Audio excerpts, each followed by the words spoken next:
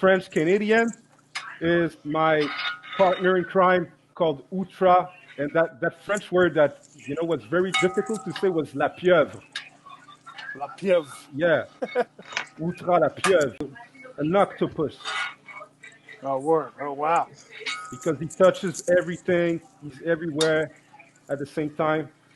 So Yeah, and the submission was hard, man. When the time comes, when you can actually step forward and submit your beats in the contest or submit your verse in the contest, people will listen and you'll be able to grow a lot quicker after you've put the work in. yeah, You absolutely. can't, like, I still make beats for fun, man. It's like I love doing this. It's not like I'm over here thinking this is how I put food on my table. This is my job. It's like I don't look at it like that, man. It's the only thing that I love in this world. Like, I love music like I love nothing in this world. Yeah. You know what I'm saying? Shit. It's important. And that's where, if you do that and you pay all your dues and you do it the right way, you know what I'm saying, master your craft. That's the best advice I can give anybody that's trying to do this. Because there's no money in this shit anyway. Like, it's not like where you could go sell 10 beats for 10 grand a piece on some 50-cent shit and walk out with 100 G's. It ain't like that. Most people that are on that level steal your beats, and then you got to double back to chase people for your money. You know what I'm saying? So it's like, just so why bother, man? Just put the time in. And that goes for both vocal artists Absolutely. and beat makers. Yeah, it's like you don't want to hear somebody just started rapping 6 weeks ago. Unless you wrote poetry for years. It's a combination of exactly what both of them said. It's, making sure that you got good quality, making sure that it's something that's engaging, and then being consistent with it. You know what I mean? Like, you can't have a show where like you do 1 week and it's supposed to be every week, but then you don't show up for like another 3 weeks because like you had some shit going on in your life. Yeah. You know what I'm saying? Your audience doesn't give a fuck about what you got going on in your life once they're already engaged. Mm-hmm. Very true. You know what I'm saying? They just want more content. They're like, yo, fam, like, yo, I haven't seen you in 2 weeks and I'm already connected. Yeah. You know what I'm saying? Why did you do that to me? And they'll just move on because there's so much stuff in the internet. There's so much stuff on TV, on Netflix and stuff like that. How are you going to cut through the traffic? You know what I'm saying? Not to be rude, it's also like, it's almost like having a girl, you have to nurture it. You have to make sure you're taking care of it. You know what I mean? Yeah. So now that's a relationship with like thousands of people. Right? It is a relationship. Yeah. People get mad. I get mad for the podcast that I listen to when like they take a week off. Because most of the podcasts I listen to, they're in their episode 300, episode 500. So I'm so used to their consistency that when they take a week off, I'm like, what am I going to do for that block of time that I usually put aside for that? So what's better between quality and quantity? Like, let's say that the date is coming, like the Thursday, and you need to release something, but it's not top quality. Will you release it anyways, or just wait? That's a great question. Well, I would say, I would still drop it regardless, because once you got the fan, I think it's different when you have a fan, right? Once you have that fan base, people are gonna tune in. Yeah, they'll complain, they'll whatever, nitpick, but I think that content, no matter what, like if you have a good engaging piece of content, regardless, I think that'll X out whatever. But that's also how you grow, right? You grow. Quality and quantity, they're two different things, but they're one thing, and you have to put out the quality, and you got to put out the quantity. But in the beginning, you may just have the quantity and not the quality. You know what I mean? You just have the content. You have the content, so you got to put it out there so it's not stale. And as you grow, you get better, because that's what we did. We started off on iPhones. Now we're using 4K cameras, right? So that's how we grew. Right? People would complain, the audio is shit. Okay, we got better audio.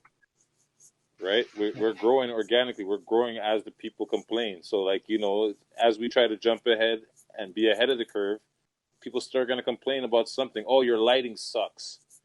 You don't have a better banner now? It's 4 years going on. Your same banner in the background. Like, there's stuff like that people can nitpick about if they really want to. But we grew organically off of a cell phone and recording off of a cell phone. So I think that's all you got to do is sometimes the quantity beats the quality. You know what I mean? Until you can produce the quality with the quantity, right? Yeah, because there'll never be an end to what quality can be. Right. You know what I mean? You got quality within your means. So my whole thing is start. You know what I'm saying? If you have an idea, start the shit. Don't be like, yo, I got this idea. I don't want to hear that shit. No. What is your idea that's in motion? I want to hear about the thing that's happening, that is in the world already, not the idea that's sitting in your head. You know so try fast, fail early, and retry again. For sure. Right? For sure. Repeat. If we waited to get 4K cameras before we and like microphones and all types of shit to start a podcast, we would have only started the podcast a few months ago or last year. We started 3 years ago. What we had, and we kept on adding on. Yeah. For podcasts that are starting, like let's say like me, or there are many others, that aspire, let's say, to grow, what would be your advices when you starting first years? Gutsy, why don't you take that one first? I was gonna say that. Let me start, since I the We Love Hip Hop network gave me a chance to do the 6 Views TO platform, 6 Views TO Uncut. So I mean, Friday always talks about audio, right? So audio is something that's very, very important. Like you definitely want to hear things properly, because if you don't, it kind of takes away from the conversation. Yeah. And just in general, for me personally, I always think of the content. Like, who's my guest going to be? What are we going to talk about? Like, can it be interesting enough to engage somebody to make them tell a friend? And that's how I look about it. Okay. Guts is on camera here because he's transitioned from being behind the scenes to being one of our co-hosts on the show, where he's in the conversation now. And part of that is a product of this whole social distancing and things, because it's like, yo, how can we all get together and have this conversation without being at the Youngsterdam where we're usually at? Yep. You know what I'm saying? Okay. So it's like, it became something where it became organic, where it's like, yo, let's just keep that going. You know what I'm saying? Yeah, yeah. But that's crazy how sometimes you get constraints, but that help you grow at the same time, because you're finding new creative solutions that with, let's say, all the things that you add, you wouldn't think about using them. So that's a positive. Well, for me, it was just showing up, really.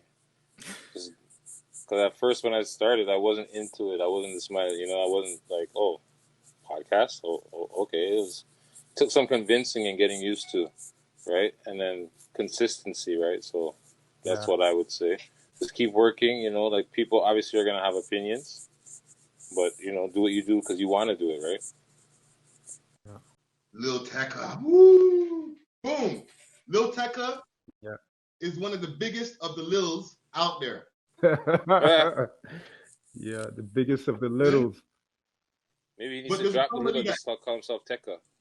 Facts. Okay. A lot of people don't know that deep in our fucking archives, Smith and Wesson, aka the Cocoa Brothers. Yeah. And the DJ, you also the producer the same night as Smith and Wesson. A-Track. A-Track. Yeah.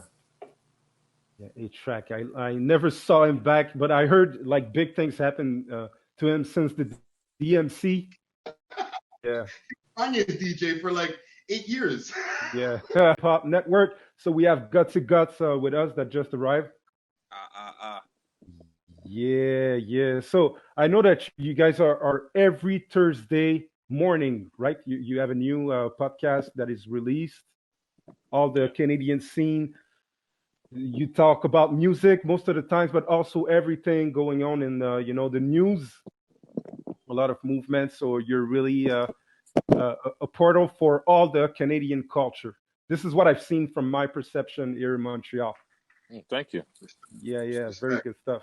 I like that you tapped into the audio too, because a lot of people are just, even though people take in the audio, because I can see the views on it or the listens, like a lot of people are not aware of that Thursday morning religiously new episode every Thursday morning. You know what I'm saying? It's like 2 hours. The last episode that we just put out was almost 3 hours, dog. That's blessed. Yes.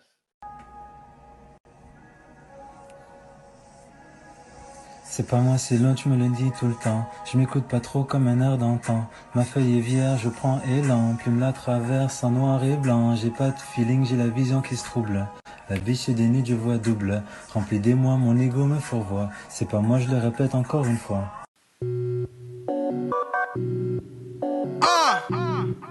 Yeah! It's HITstory forever. Now today we're going to be reacting to an artist named AZ, not to be mistaken with the AZ from back in the days from Brooklyn, but an artist out of Montreal named AZ with his new track called I'm Hot. All right. And being from Montreal myself, I've been trying to identify from his past videos what area in Montreal he's from.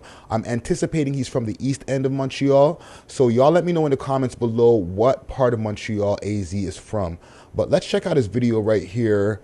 I'm Hot. Let's see what I'll go on here. New tune. And this is going to be the first time I'm checking it out in completion with you guys, the audience.